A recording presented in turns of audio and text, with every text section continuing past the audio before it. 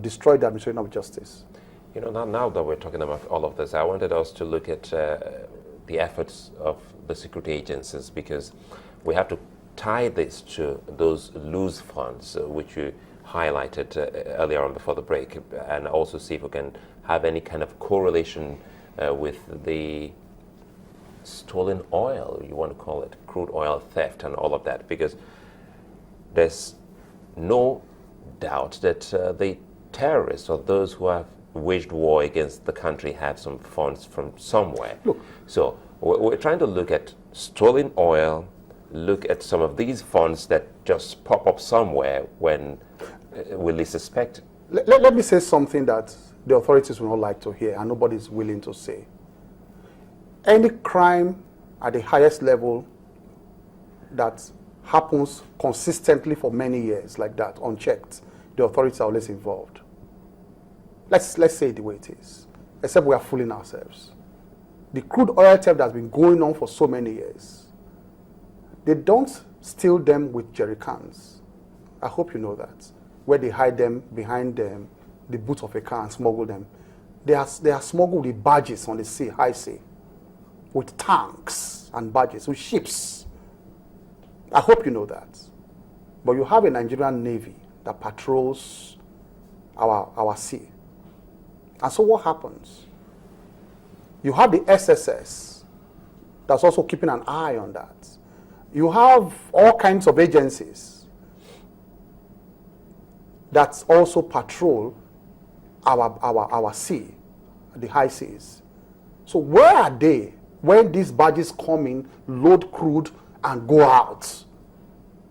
So why are we fooling ourselves that we don't know that the authorities or those law enforcement agents are involved in this and they make appropriate returns to certain persons in certain quarters? Why is it difficult for us to say it? But there's also a possibility that, look, if we turn the other way, these funds could be used to fund or destabilize the country. Absolutely, I agree entirely with you. So we have a problem where it is corruption in high places that is clearly funding the activities of Boko Haram. Because it is not me and you guarding our little one kobo to give to these terrorists. It's not me and you. The monies are coming from high places. So they should check themselves. Well, unfortunately, we are the victims. How can a crime be going unchecked consistently for 6 years now? Bombs are exploding, people are dying, innocent lives are being wasted, lives and limbs are going, and then you are telling me that you can, with all the paraphernalia of security at your disposal? What are you telling me?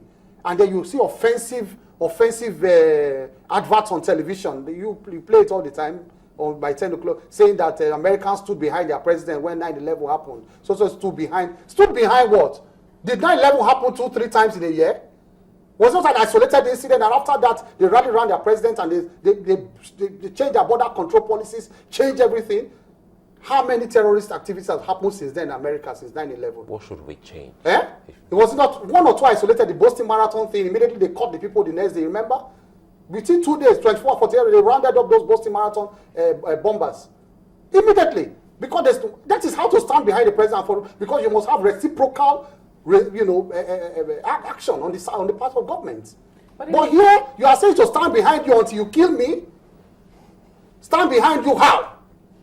When this thing has been happening consistently for 6 years, unchecked, each time it's just like you photocopy the same statement, you come out, you condemn it and say, Nigerians, be watchful and be careful. When it happens, you condemn the incident. The next day it happens, you condemn the incident and tell us to be watchful.